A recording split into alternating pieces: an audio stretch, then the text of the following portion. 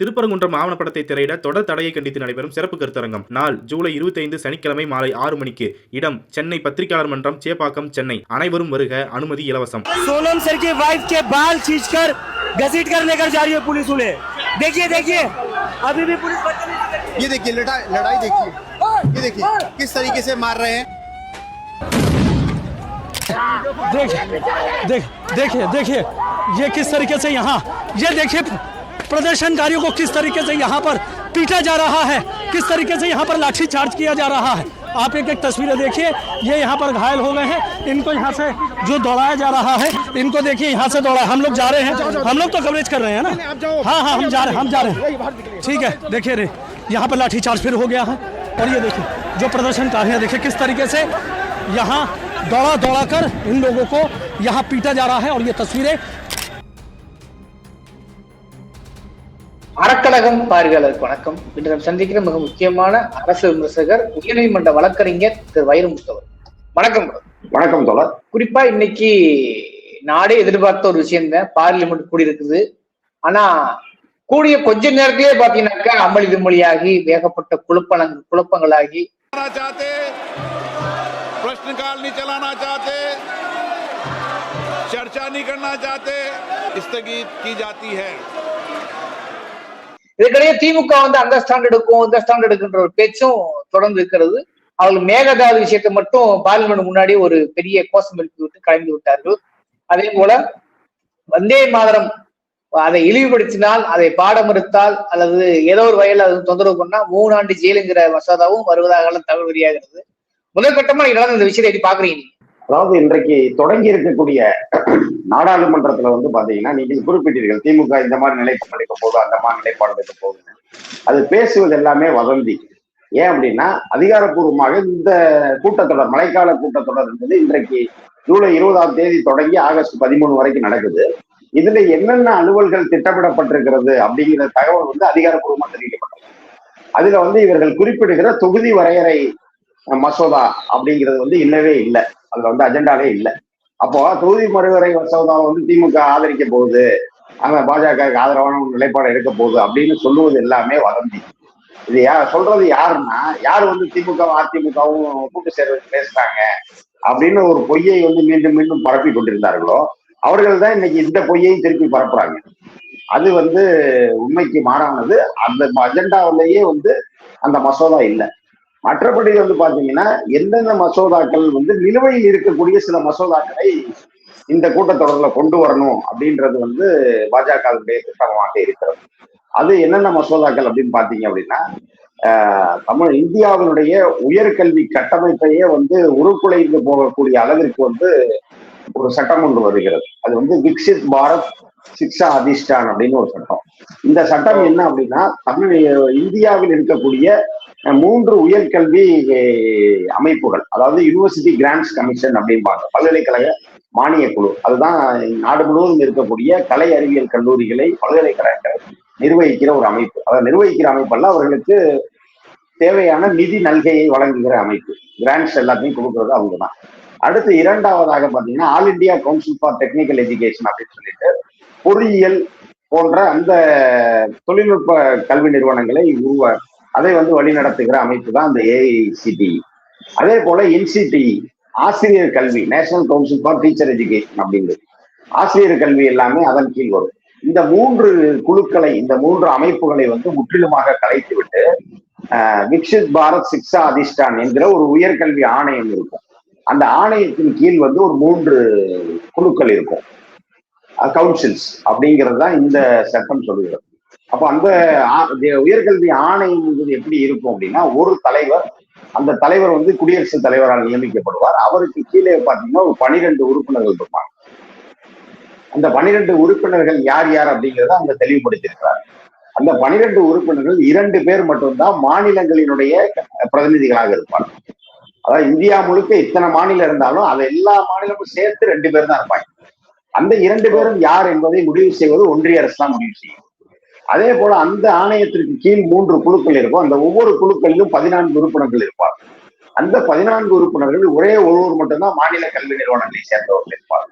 இப்படி எல்லாம் அந்த வரைவு சட்டம் வந்தது. இது கடந்த ஆண்டே வந்துருச்சு. 2025 இது நாடாளுமன்றத்தில் அறிமுகப்படுத்தப்பட்டு அது எதிர்க்கட்சியுடைய கடும் எதிர்ப்பின் காரணமாக அது வந்து கூட்டு நடவடிக்கை நாடாளுமன்ற கூட்டுக்குழு அப்படிங்கிற ஜாயிண்ட் பார்லிமெண்ட் கமிட்டி ஜேபிசின்னு சொல்லுவோம், அந்த ஜேபிசிக்கு அனுப்பப்பட்டது. இப்போ அந்த ஜேபிசியினுடைய அந்த ஆய்வு முடிந்து இந்த மழைக்கால கூட்டத்தொடரில் அதை எப்படியாவது கொண்டு வரணும் அப்படின்னு முடிவு பண்றாங்க. அடுத்தபடியாக பாத்தீங்க அப்படின்னா FCRA, அதாவது பலமுறை இதை பேசியிருக்கோம், வெளிநாட்டிலிருந்து வரக்கூடிய அந்த நிதியை வந்து முறைகேடு நடக்குது. இது குறிப்பாக வந்து இது முழுக்க முழுக்க சிறுபான்மையினர் எப்படி அந்த முதல்ல இது வந்து கல்வியை குறிவைத்ததோ அதே போல இங்க பாத்தீங்கன்னா சிறுபான்மை கல்வி நிறுவனங்கள் அல்ல சிறுபான்மையினுடைய செயல்பாடுகள் அவங்களுடைய NGOs இதை எல்லாத்தையும் கட்டுக்குள் கொண்டு வருவதற்கான ஒரு முயற்சி. இது எல்லாத்துக்கும் மேலாக இன்னொன்னு என்னன்னு பாத்தீங்கன்னா பிரதமர், முதல்வர், அமைச்சர்கள் இவர்கள் எல்லாம் வந்து 30 நாள் காவல்ல இருந்தாங்கனாலே அவர்கள் பதவி பறி போய்விடும் அப்படிங்கிற ஒரு சட்டம். இந்த சட்டமும் வந்து முன்பே வந்து அறிமுகப்படுத்தப்பட்டு அது ஜேபிசிக்கு அனுப்பப்பட்டது. இப்ப ஜேபிசில அதுல வந்து சில திருத்தங்கள் எல்லாம் சொல்லியிருக்காங்க. என்ன அப்படின்னா இது என்ன நடக்கும் அப்படின்னா, இப்ப நம்ம உதாரணங்கள் எடுத்துக்கலாம். இப்ப அரவிந்த் கெஜ்ரிவால் வந்து முதல்வராக இருந்தார், சிறையில் இருந்தார். ஆனா முதல்வர் பதவியிலேயே தான் தொடர்ந்தார். உச்சநீதிமன்றம் வந்து பிணை கொடுக்கும் போதுதான் நீங்க வந்து சிஎம் போஸ்டர் ரிசைன் பண்ணணும், அப்பதான் பெயில்னு சொன்னாங்க. அதே போல அமைச்சர் அண்ணன் செந்தில் பாலாஜி அவர்கள் அமைச்சராக இருந்தபோது கைது செய்யப்பட்டார், அமைச்சராகவே தொடர்ந்தார். அவருக்கு வந்து பிணை கொடுக்கப்பட்ட போது கூட இந்த நிபந்தனை எல்லாம் விதிக்கப்படல. அப்போ வந்து அவர் தொடர்ச்சியா வந்து மீண்டும் வந்து அமைச்சர் ஆனார். இடையில ராஜினாமா பண்ணியிருந்தாரு, திருப்பி வந்து அவர் அமைச்சர் ஆகக்கூடாதுன்னு எந்த நிபந்தனை கொடுக்காதனால விடுதலைக்கு பின்பாக அவர் அமைச்சர் ஆனார். ஆக இப்படியெல்லாம் ஆண்டு கணக்கில் ஒருத்தவங்க இருக்க முடியாது. 30 நாள் வந்து அப்ப உங்களை ஒரு பொய் வழக்குல சிறையில தள்ளிட்டு கூட 30 நாள் வச்சிருந்தா அவங்க வந்து அடுத்து வந்து பதவி போயிடும். அப்ப அந்த நேரத்தில் வேறொருவரை குறிவைத்து வந்து அந்த கட்சியை வந்து உடைச்சிடலாம். இது மாதிரியான வேலைகளை பாஜக செய்வதற்காகத்தான் இந்த சட்டம் அப்படின்னு சொன்னாங்க.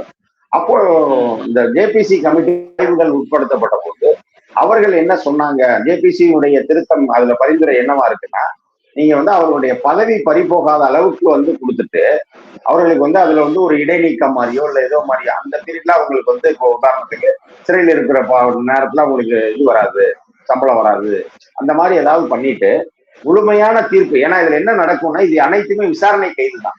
இப்ப நமக்கு இன்னும் எல்லாருக்கும் புரியுற மாதிரி சொல்லணும் அப்படின்னா, ஏறத்தாழ ஓராண்டுகளுக்கு மேலாக ஸ்பெக்ட்ரம் வழக்குக்காக சிறையில் கழித்தார் அண்ணன் ராசா. ஆனா இறுதி தீர்ப்புல அவர் குற்றமற்றவர்னு வந்துட்டார். அப்போ சிறையில் அவர் கழித்த அந்த ஓராண்டு காலத்துக்கு என்ன அவருக்கு நம்ம என்ன இது கொடுக்கணும், பரிகாரம் ஏதாவது இருக்கா? இல்ல. இப்ப இன்றைக்கு செந்தில் பாலாஜி அவர்கள் நாளைக்கு அந்த வழக்கை முழுமையா உடைச்சு வெளியே வர்ற விடுதலை ஆகிறாருன்னா அவர் ஓராண்டு காலம் சிறையில் இருந்ததற்கு என்ன இது இருக்கு? ஆக இது வந்து நடந்துடக்கூடாது அப்படிங்கிறதுக்காக தான் என்ன சொல்றாங்கன்னா, இறுதி தீர்ப்பு வந்த பிறகு இப்ப நம்முடைய சட்டம் ஏற்கனவே இறுதி தீர்ப்பு வந்தா பதவி பறிப்போகும். அது ஏற்கனவே நம்மகிட்ட அந்த சட்டம் இருக்கிறது. இப்ப அதற்கு உதாரணம் பாத்தீங்கன்னா ஜெயலலிதா சிறைய அந்த தண்டனை உறுதிப்படுத்தப்பட்ட உடனே அவர் பதவியை இழந்துட்டு அவர் சிறைக்கு போனார். இது வந்து நடக்கலாம். அது ராகுல் காந்திக்கு நடந்தது. அப்புறம் ராகுல் காந்தி தீர்ப்புக்கு தடை விதிக்கப்பட்ட போது மீண்டும் அவர் எம்பி ஆனார். இப்படி வந்து தீர்ப்புக்கு வந்த பிறகு அவருக்கு இவர் குற்றவாளி தான் தீர்ப்பு வந்த பிறகு அவருக்கு விதிக்கப்படுகிற தண்டனையின் அடிப்படையில் பதவி போவது உயர். ஆனா வெறுமனே கைது மட்டும் செஞ்சுட்டு 1 மாத காலம் வச்சிருந்துட்டு நாங்க உடனே அதனால பதவி பறிப்போம் அப்படின்னு சொல்லுவது ஏற்கத்தக்கதல்ல அப்படிங்கறத அந்த பரிந்துரை கொடுத்துருக்காங்க. ஆக இதுவும் வந்து இந்த இதுல வந்து நிலுவையில் இருக்கிற சட்ட முன்வடிவுகள் இதையெல்லாம் மழைக்கால கூட்டத்தொடரில் கொண்டு வர வேண்டும் என்று பாஜக நினைக்கிறது. அதே போல பாத்தீங்கன்னா புதிய சட்ட முன்வடிவுகள் என்னன்னு பாத்தீங்கன்னா, உச்சநீதிமன்றத்தினுடைய நீதிபதிகளுடைய எண்ணிக்கையை வந்து கூட்டுவதுன்னு ஒரு திட்டம் இருக்கு. இன்னொன்று நீங்கள் குறிப்பிட்ட அந்த வந்தே மாதரம் பாடலை வந்து அவமதிப்போருக்கு வந்து சிறை தண்டனை அப்படிங்கிற ஒரு சட்டம் புதிதாக கொண்டு வராங்க. அதாவது தேசிய கௌரவ மசோதா அப்படின்ற மாதிரி ஒன்றை கொண்டு வந்து இது வந்து தேசிய பாடலை அங்கீகரிச்சிருக்கோம். அந்த பாடலை வந்து யாரும் அவமதித்தால் அவர்களுக்கு 3 ஆண்டு வரை சிறை தண்டனை விதிப்பதுங்கிற ஒரு சட்டம் வருது. இதெல்லாம் வந்து புதிதாக இந்த கூட்டத்தொடரில் வந்து தாக்கல் செய்யப்பட இருக்கிற சட்டங்கள். இதுதான் இப்போ வந்து பாஜகவினுடைய திட்டம். அவர்கள் வந்து அறிவித்திருக்கிற வகையில் வந்து இந்த சட்ட முன்வடிவுகள்லாம் இந்த மழைக்கால கூட்டத்தொடர்ல வர்றதா இருக்கு. ஆனால் எதிர்கட்சிகள் தரப்பில் வந்து அவர்கள் என்னென்ன இதை வந்து பிரச்சனைகளை முன்னிறுத்த நினைக்கிறார்கள் அப்படின்னு பார்த்தீங்க அப்படின்னா, இந்த நீட் வினாத்தாள் மோசடி, இந்த நீட் வினாத்தாள் வந்து கசிந்த பிறகு வந்து அதனை ஒட்டி எழுந்த சிக்கல்கள், இதற்கு வந்து பொறுப்பேற்று ஒன்றியத்தினுடைய கல்வி அமைச்சர் தர்மேந்திர பிரதான் பதவி விலகணும் அப்படிங்கிறத எதிர்கட்சிகள் ஒருமித்த குரலாக ஒழித்துக் கொண்டிருக்கிறார்கள். அதே போல பாத்தீங்கன்னா அயோத்தியில வந்து அங்கே காணிக்கையாக செலுத்தப்பட்ட அந்த உண்டியல் பணம் வந்து மோசடியாக செலுத்தப்பட்டு அங்கே ஒரு சிக்கல் எழுந்திருக்கிறது. அப்ப அது வந்து இது ஒரு தனியார் அறக்கட்டளை வசம் வந்து கோவில் இருக்கிற காரணத்தினாலதான் இது மாதிரியான தவறுகள் வந்து நேர்கிறது. அப்ப அதை வந்து சரி செய்யணும், அதற்கு பின்னணியில இருக்கிறவர்கள் மீது நடவடிக்கை எடுக்கணும். அது தொடர்பான வழக்கு. அதே போல வந்து இந்த நீட் வினாத்தாள் கசிவு விவகாரத்திலேயே வந்து பாத்தீங்கன்னா இப்ப சுற்றுச்சூழல் ஆர்வலரும் கல்வியாளருமான சோனம் வாங்கக் வந்து கடந்த 21 நாளா உண்ணாவிரதம் இருந்து இப்போ நேற்று முன்தினம் தான் அவர் மருத்துவமனையில் அனுமதிக்கப்பட்டார். அப்ப இது போன்ற சிக்கல்களை எல்லாம் இந்த இதுல எழுப்பணும் அப்படின்னு சொல்றாங்க. அதிலும் குறிப்பாக திராவிட முன்னேற்ற கழகம் பாத்தீங்க அப்படின்னா தமிழர்களுடைய உயிர்நாடி பிரச்சனையாக இருக்கக்கூடிய அந்த காவிரி பிரச்சனை, அதாவது ஒவ்வொரு ஆண்டு வந்து பாத்தீங்கன்னா ஜூன் 12ஆம் தேதி வந்து குறுவைக்காக திறந்துருவாங்க. இன்னைக்கு வந்து ஜூலை 12 தாண்டி இன்றைக்கு 20ஆம் தேதியில இருப்பாங்க ஜூலைல. ஏறத்தாழ ஒரு 40 நாட்கள் தாண்டிய பிறகு கூட அணையிலே நீர் திறப்பதற்கான எந்த அறிகுறியுமே தெரியல. இதற்கிடையில் வந்து கர்நாடக அரசு வந்து அங்கே மேகதாதுல புதிய அணையை கட்டுகிற முயற்சியில இறங்கி இருக்கிறது. காங்கிரஸ் கட்சியோடு கூட்டணியில இருக்கிற அங்கே காங்கிரஸ் அரசாளுகிறது என்றால் இங்கே காங்கிரஸ் அமைச்சரவையில இடம்பெற்றிருக்கிறது. அப்ப தமிழ்நாட்டு அமைச்சரவையில் இடம்பெற்றுக் கொண்டே தமிழ்நாட்டுக்கு துரோகம் செய்கிற ஒரு வேலையை வந்து காங்கிரஸ் செய்கிறது. ஆனால் காங்கிரஸ் அரசிடமிருந்து அந்த முறையாக பேசி நீரை பெற வேண்டிய தாவேக்கா இன்றைக்கு அமைதியாக இருக்கிறது. ஆக இப்படியா இருக்கிற சூழலில் பாத்தீங்கன்னா ஒரே ஒரு தீர்மானம் தான் கொண்டு வந்தார். ஆனால் அந்த தீர்மானத்திலும் மிக முக்கியமான ஒரு திருத்தத்தை திமுக கொடுத்தது. என்ன அப்படின்னா அந்த நடுவர் மன்றமும் அமைக்கப்படணும். அதாவது மேகதாதுல அணை கட்டக்கூடாது அப்படின்ற ஒரு விஷயத்த வந்து நீங்க வெறுமன வழக்காக வைத்துக் கொண்டிருப்பதை தாண்டி அதற்காக ஒரு நடுவர் மன்றத்தை அமைத்து, ஏன்னா நடுவர் மன்றம் அமைத்து அதன் மூலமாக ஒரு தீர்ப்பு வரும் பொழுது அதற்கான சட்ட பாதுகாப்பு வந்து ரொம்ப ஸ்ட்ராங்கா இருக்கும். உதாரணத்துக்கு வந்து நம்ம காவிரிக்கு நடுவர் நீதிமன்றம் வைத்து அந்த நடுவர் மன்றத்தின் மூலமாக நம்ம தீர்ப்பை பெற்ற காரணத்தினாலதான் அதற்கு அதை என்ஷூர் பண்றதுக்கு ஒரு பாடி காவிரி மேலாண்மை ஆணையம் இருக்கு. இப்படி நடக்கிற சூழலில் நமக்கு அது வந்து ஒரு ஸ்ட்ராங்கா நமக்கு ஒரு இது இருக்கும், சப்போர்ட் இருக்கும். அப்படிங்கிறதுனால அதற்கு வந்து மேகதாது அணை விவகாரத்துல அதை கட்டலாமா வேண்டாமா என்பதை முடிவு செய்வதற்கு ஒரு நடுவர் மன்றத்தை அமைக்கணும் அப்படின்னு சட்டப்பேரவையில் வந்து அந்த தீர்மானத்திலேயே முதல் எதிர்கட்சி தலைவர் உதயநிதி ஸ்டாலின் ஒரு திருத்தம் கொடுத்தார்.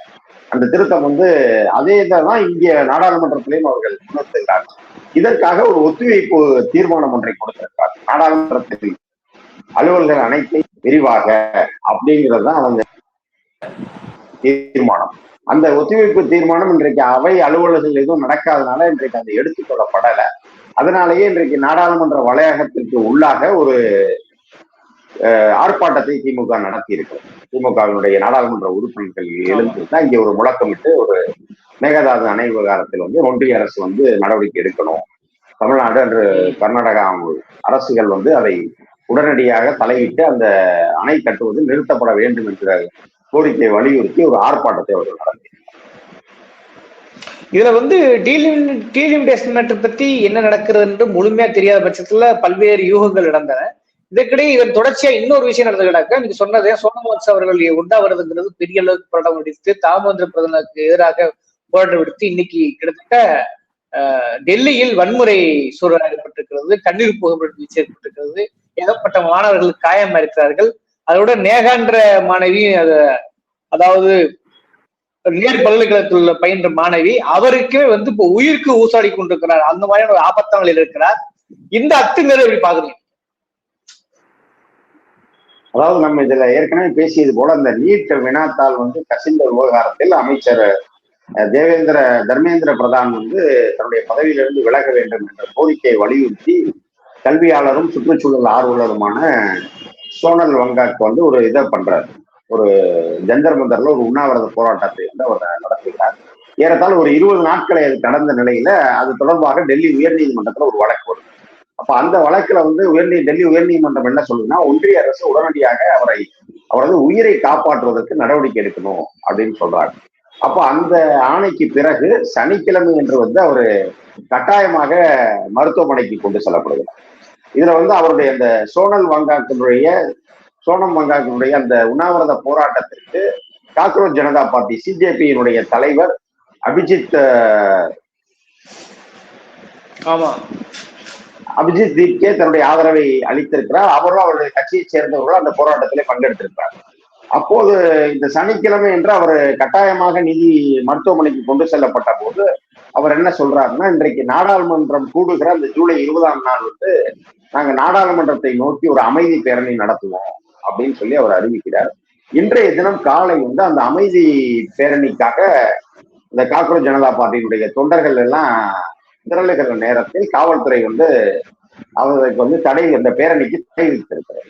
தடை விதித்தோடு மட்டுமல்லாமல் அங்கே வந்திருந்த மாணவர்களை, அங்கே இருக்கக்கூடிய மக்களை, அந்த சிஜேபி பார்ட்டியினுடைய உறுப்பினர்களை வந்து காவல்துறை ஒரு கொடூரமாக தாக்குகிற முயற்சிகளில் ஈடுபட்டிருக்கிறது. இப்ப நீங்க அது தொடர்பான காணொலிகள்லாம் பார்த்தா தெரியும். ஒட்டுமொத்தமாக கூட்டத்தை நோக்கி தடியடி நடத்துவது என்பதை தாண்டி விரட்டி சென்று தனியாக மாட்டுகிற ஒருவரை பார்த்து சுற்றி இருந்து காவல்துறைகள் தாக்குகிற காணொலி எல்லாம் பார்த்தோம். ஆக அந்த அளவுக்கு மிக மோசமான ஒரு நிலையில் வந்து இன்றைக்கு டெல்லியில காவல்துறை செயல்பட்டு இருக்கிறது. அதே போன்று வந்து இதற்கு இடையில வந்து நீங்கள் குறிப்பிட்ட அந்த நேகா போரா என்கிறவர், அவர் வந்து பாத்தீங்கன்னா டெல்லி ஜவஹர்லால் நேரு பல்கலைக்கழகத்துல AIC, all India students association, அந்த அமைப்பை சேர்ந்தவர். அவரும் அவரோடு சேர்ந்து தோழர்கள் வந்து அமீர், மணிஷ் போன்றவர்கள்லாம் இருந்தார்கள். இதுல இந்த பெண் நேகா போரா வந்து மருத்துவமனையில அனுமதிக்கப்பட்டிருக்கிறார். அவர் உடல்நிலை வந்து மிக ஆபத்தான கட்டத்திலே இருக்கிறது என்று மருத்துவர்கள் தெரிவித்திருக்கிறார். அதாவது ஒன்று வந்து அவர் கோமாவை நோக்கி போகலாம், கோமா நிலைக்கு தள்ளப்படலாம், அல்லது உயிரே பெரிய இறக்கக்கூடிய ஒரு அபாயம் ஏற்பட்டுள்ளது என்று மருத்துவர்கள் சொல்லுகிறார்கள். அதே போலதான் இவர் நம்முடைய சோனல் வாங்காக்கனுடைய உடல்நிலையை பரிசோதித்த மருத்துவர்களுமே பார்த்தீங்கன்னா அவருக்கு வந்து அந்த நீர் தன்மை, டீஹைட்ரேஷன் வந்து ரொம்ப ஆயிருக்கு, அவர் உடலில் வந்து நீரின் அளவு வந்து ரொம்ப குறைந்திருக்கிறது அப்படின்னு சொல்லியிருக்காங்க. அவருக்கு அதுக்கான மருந்துகளை எடுத்துக்கொள்வதற்கும் அவர் மருத்துவர் இருக்கார் தொடர்ச்சியா மருத்துவமனையில். இப்படி இருக்கிற சூழலில் வந்து இதை கட்டுக்குள் கொண்டு வர வேண்டும் என்பதற்காக ஜே.பி. நட்டா அவர்கள் வந்து அந்த சிஜேபி கட்சியினரை அழைத்து பேச்சுவார்த்தை நடத்தார். அப்படி அந்த பேச்சுவார்த்தையில் வந்து அந்த சிஜேபி கட்சியின் சார்பாக இந்த உண்ணாவிரதத்தை முடித்துக் கொள்வதற்காக அவர்கள் 3 நிபந்தனைகள் விதித்திருக்கிறார். ஒன்று என்ன அப்படின்னா, அமைச்சர் தர்மேந்திர பிரதான் தன்னுடைய பதவியை வந்து ராஜினாமா செய்ய வேண்டும். இரண்டாவதாக பாத்தீங்க அப்படின்னா, இதுவரை நீட் காரணமாக இந்தியா முழுக்க உயிரிழந்த மாணவர்களுக்கு வந்து தலா 1 கோடி ரூபாய் இழப்பீடு ஒன்றிய அரசு தர வேண்டும். அதே போன்று பாத்தீங்கன்னா, மூன்றாவதாக மருத்துவமனையில இருக்கக்கூடிய சோனம் வாங்கக் அவர்களை ஜந்தர் மந்தர் பகுதிக்கு அழைத்து வந்து அவர் ஜந்தர் மந்தர் பகுதியில தான் வந்து உண்ணாவிரத்தை நிறைவு செய்யணும் அப்படிங்கிற 3 நிபந்தனைகளை அவர்கள் விதித்திருக்கிறார்கள். அந்த நிபந்தனைகள் ஏற்றுக்கொள்ளப்பட்டதா என்பது இப்போது வரைக்கும் அரசு தரப்பில் வந்து அதிகாரப்பூர்வமா எதுவும் தெரிவிக்கப்படலை. ஆனால் அதே நேரத்தில் இந்த சிஜேபி கட்சியினரோடு பேச்சுவார்த்தை நடத்திய ஜே.பி. நட்டா போய் உள்துறை அமைச்சர் அமித்ஷாவோடு ஆலோசனை நடத்தி இருக்கிறார். அதே நேரத்துல வந்து அந்த ஒன்றியத்தினுடைய கல்வி அமைச்சர் தர்மேந்திர பிரதான் அவர்கள் அதே நேரத்துல அமித்ஷாவோடு இணைந்து பேசியிருக்கிறார். அப்போ இவர்களுடைய கோரிக்கைகளை பற்றி ஜே.பி. நட்டா அவர்கள் அமித்ஷாவிடமும் தர்மேந்திர பிரதான் அவர்களிடையும் தெரிவித்திருக்கிறார் என்று கூறப்படுகிறது. அதே போல பாத்தீங்கன்னா, தர்மேந்திர பிரதான் வந்து 2 முறை இன்றைக்கு அமித்ஷாவை சந்தித்திருக்கிறார். ஒருவேளை வந்து இன்று இரவுக்குள் அவரிடம் வந்து பதவி விலகல் கடிதம் என்பது பெறப்படக்கூட வாய்ப்பு இருக்கிறது என்பதாக தெரிகிறது. ஓகே, பார்ப்போம். இன்னைக்கே எந்த ஒரு முடிவுக்கும் வர முடியாத சூழல்ல 2 இஷ்யூஸுமே வந்து ஒரு முழுமையாக முற்றுப்பெறாத ஒரு இஷ்யூஸாக இருக்கிறது. நாளை காலை என்ன நடக்குது என்று யாரும் அறிய முடியவில்லை. அப்படியான நேரத்தில் இப்படியான உங்களுடைய கருத்துக்களை எங்களோடு பகிர்ந்து கொண்டமைக்கு மிக்க நன்றி. ரொம்ப நன்றி. வாய்ப்புக்கு நன்றி, வணக்கம்.